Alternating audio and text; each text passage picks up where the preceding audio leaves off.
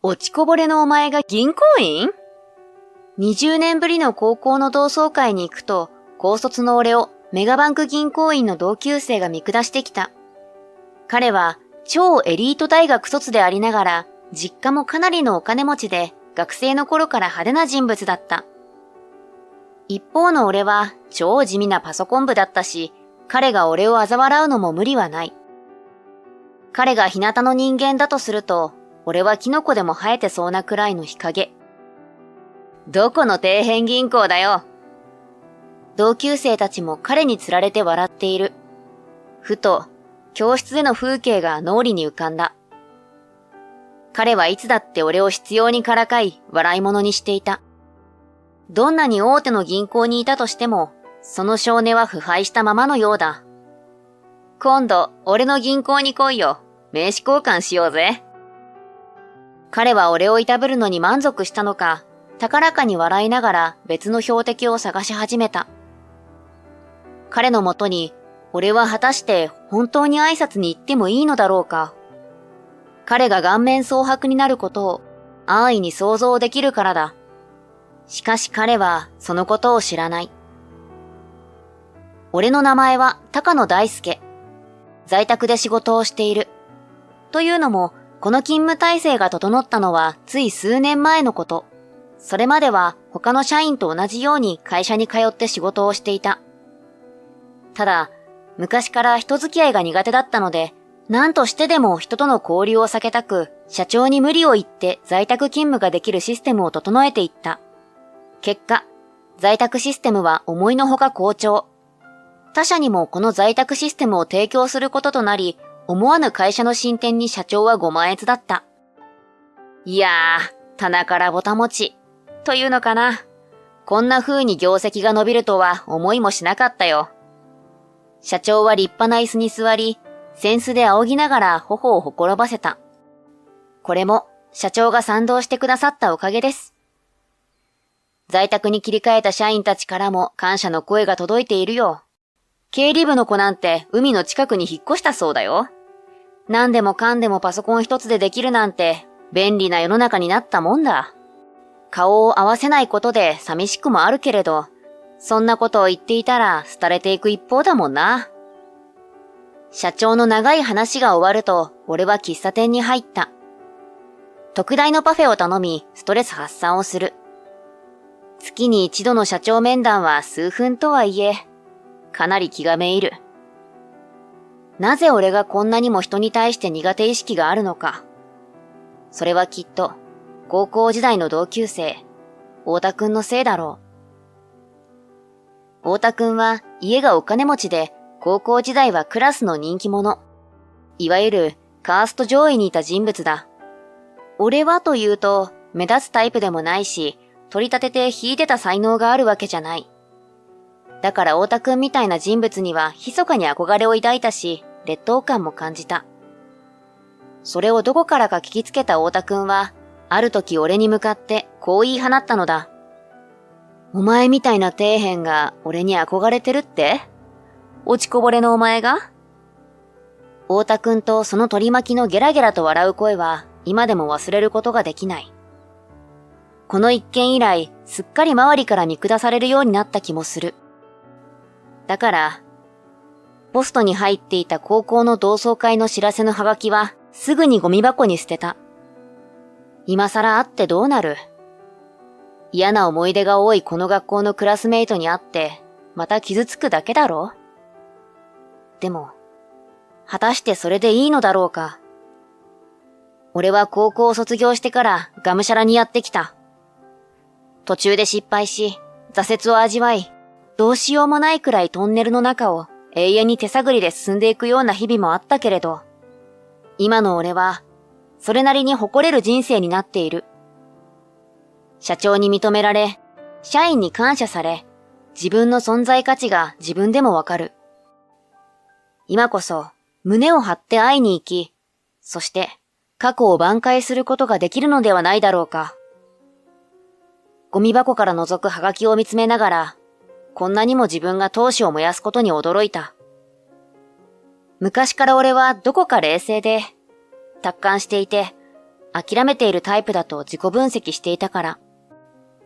翌日、仕事帰りにスーツを買いに行き、そして少し曲がった同窓会のハガキを出した。ハガキが無事にポストに落ちていくのを見届けると、高揚感に包まれた。俺の人生は、間違いなく良い方向に向かっている。このタイミングで同窓会の誘いが届くのも、きっと、封じ込めた過去の再三のためだろう。この時はそう思っていたんだ。そして、同窓会当日。俺は、晴れ晴れとした気持ちで扉を開けた。誰に名前を聞かずとも覚えている顔がある。中には、俺の顔を見て首をかしげる同級生もいた。俺は地味な生徒だったから記憶にないのも仕方がないだろう。一通り挨拶を済ませると、やはり自分の気にしていた過去は他人にとっては取るに足らず、記憶に残すほどでもなかったようだ。あの頃に感じていた薄い透明の壁のようなものは存在しておらず、意外と気さくに話せる。それだけ自分たちが大人になったという証拠なのかもしれない。ほどなくして入り口の近くで歓声が上がった。賑やかな声の中央に目をやると、頭一つ飛び抜けた長身の男性が目に入った。いかにもインテリな雰囲気を漂わせているのは、間違いなく太田くんだ。彼は俺の視線に気がつくと、やあ、と手を挙げて挨拶をしてきた。気さくに声をかけてもらえたこと、また、周囲の人間がいるにもかかわらず、俺と目が合うと間髪入れずに挨拶をしてくれたこと。あの頃の記憶は、自分の中で多少の脚色が施されており、実際には太田くんはいい人だったのではないかと感じた。自分が持っていた一方的な苦手意識が記憶をねじ曲げたのかもしれないとさえ思った。彼は人当たりのいい笑顔を見せながら人混みをかき分け、そして俺の目の前に立つ。久しぶり。まさか来てくれるなんて。うん。久しぶりにみんなに会いたくなって。太田くん、元気にしていた？まあな。お前今何してんの？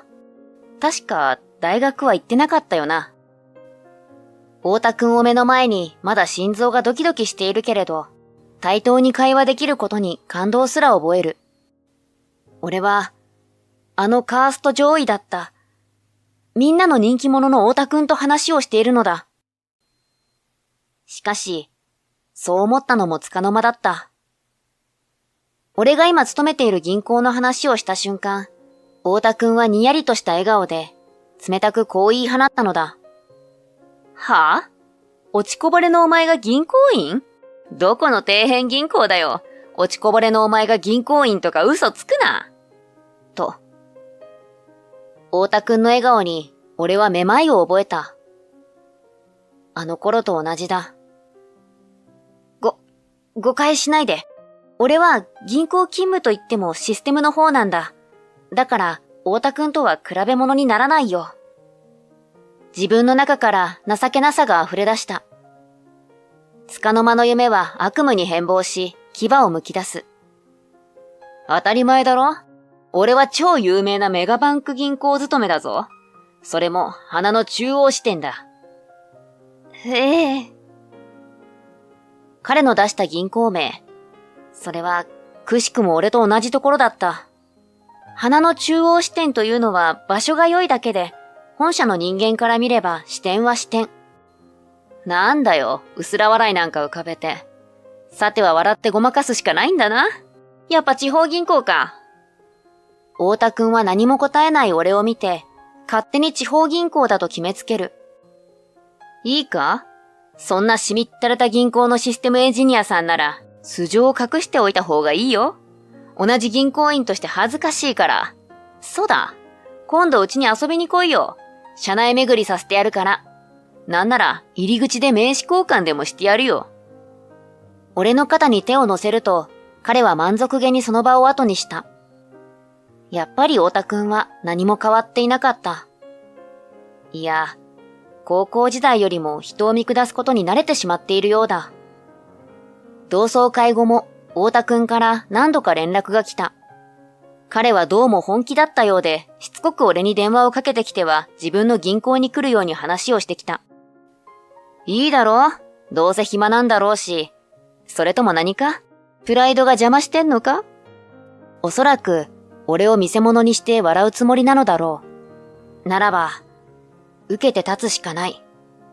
全身全霊をかけて、自分の持っているすべてをさらけ出して。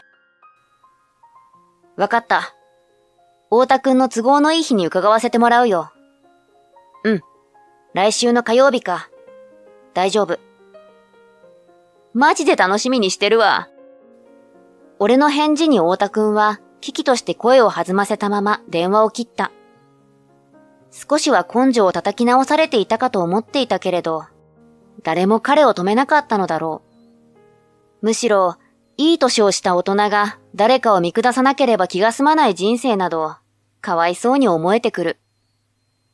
反撃の時は刻一刻と近づいていた。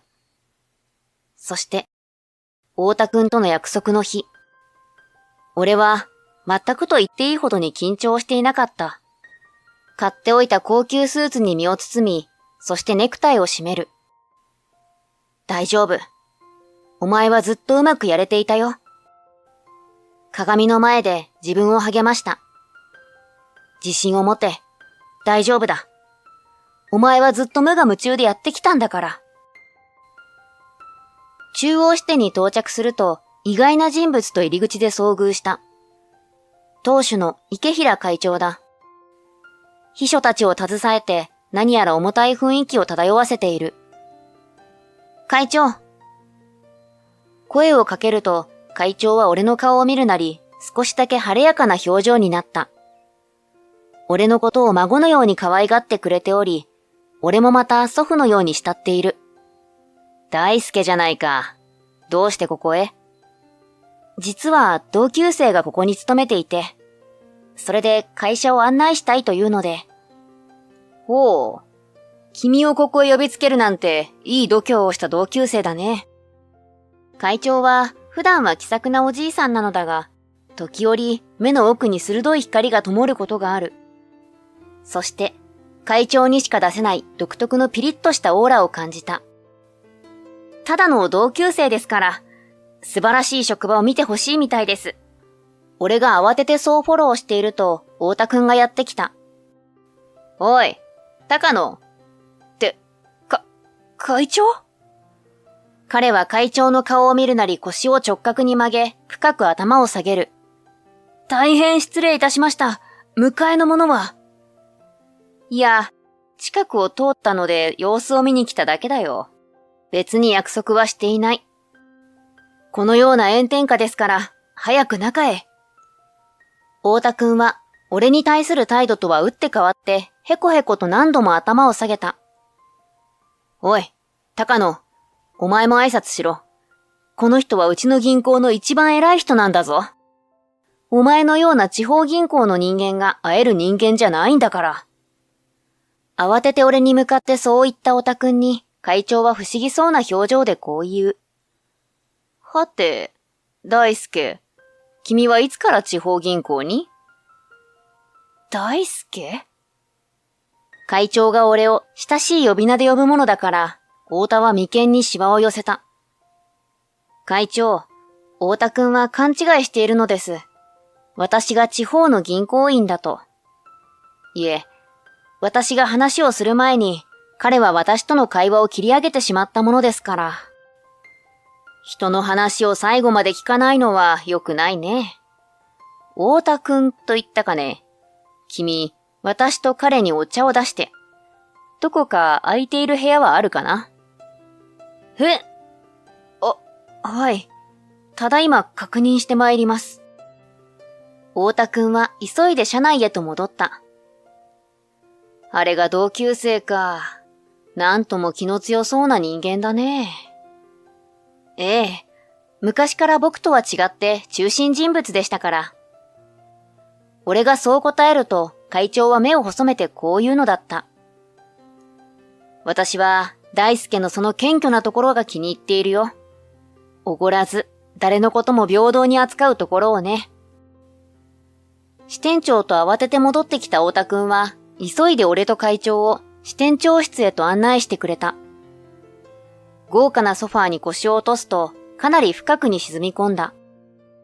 こんなふかふかなソファーで昼寝をしたら、さぞかし気持ちがいいだろう。そうだ、太田くん、名刺を持ってきたよ。ほら、同窓会の時に約束しただろ。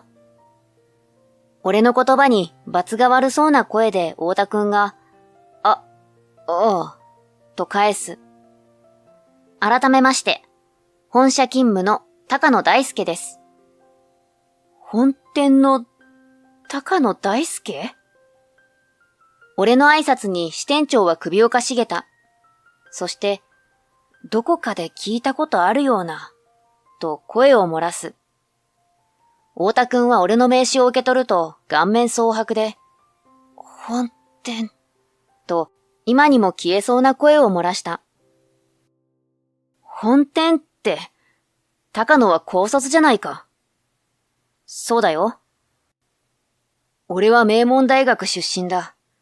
その俺が支店で、高卒の君が本店？ありえない。何かの間違いだ。もしかしてコネか？会長と仲がいいし。太田くんの言葉に会長は大きくうなずきこう言った。まあ、そういうところだろうな。私は傲慢な人間が大嫌いなんだ。だから特に本店にはそういう人物は絶対に置かないでくれってお願いしているんだよ。会長にピシャリと返されて、太田くんはしばらくうつむいたまま話さなかった。その間も支店長と会長は談笑をしている。あんなにも教室で威厳を放ち、絶対的だった太田くんの存在。しかし今は、見る影もなく、縮こまっているのだった。支店からの帰り道、会長は懐から一つのお守りを手渡してきた。私がこの会社に入った時に祖父からもらったものだよ。これを君にあげよう。そんな大事なもの受け取れませんよ。それに会長には私と年の近いお孫さんがいらっしゃるのに。いや、あの時、大輔が傘を差し出してくれなかったら、私はとっくに人生を諦めていただろう。受け取ってほしいんだ。それは、入社面接の前日だった。突然の土砂降りの中、傘を持たずに呆然と雨の中を立ち尽くしている男性と出会ったのだ。妻に癌が見つかり、余命半年という宣言を受けた帰りだというその男性は、ひどく憔悴しきっていて、今にも倒れそうだった。だから俺は、傘を差し出さずにはいられなかったのだ。その後、近くの喫茶店へ入り、そして、雨が降るまで他愛のない話を続けた。久しぶりだったんだ。私を誰とも知らず、一人の人間として見てくれる相手は。最終面接の部屋に入るまで、俺はあの時話した男性が会長であることを知らなかった。絵に描いたような運命の出会い。その縁を会長がとても大事にしてくれていることが、俺は嬉しかったし、ありがたかった。システム化の拡大により、学歴を問わぬ募集要項ではあったが、さすがに高卒で大手に入るのは無理だと思っていたし、半ば賭けのような就職活動だった。面接の時だって面接官が興味を示していたのは名門大出身のライバルばかりで、俺は見向きもされなかった。だから採用通知が届いた時はさすがに間違いではないのかと人事部に確認の電話を入れたくらいである。祖父の教えにまっすぐ生きろというのがあった。少しでも迷えばその時は自分の心に従えと。自分の心だけは常にまっすぐだから違和感を抱く道は選ぶなと口酸っぱく言われていた。だからあの傘を差し出した時だって会長の姿に違和感を抱いたからだ。自分の心が彼に声をかけろと騒いでいた。それが今こんな風に俺の人生を導いてくれるとは思ってもみなかったけれど。久しぶりに祖父の墓参りに行こうと思う。じいちゃんのおかげで俺は立派になれたよって。きっとこれからも壁にぶつかっては落ち込み、自分を責め、暗いトンネルに迷い込む時があるだろう。でも俺は、どんなに長く先の見えないトンネルでも、明けない夜はないことを知っている。どんな場所でも、太陽の光は差し込んでくれるのだ。だから俺は、どんな日が来てもじっと、自分を信じて夜が明けるのを待つ。落ちこぼれと呼ばれた自分に力をくれた人たちのためにも、俺は、俺の人生を全うし、そして、恩を返していかなければならないから。もう俺は、過去にとらわれず生きていこうと思う。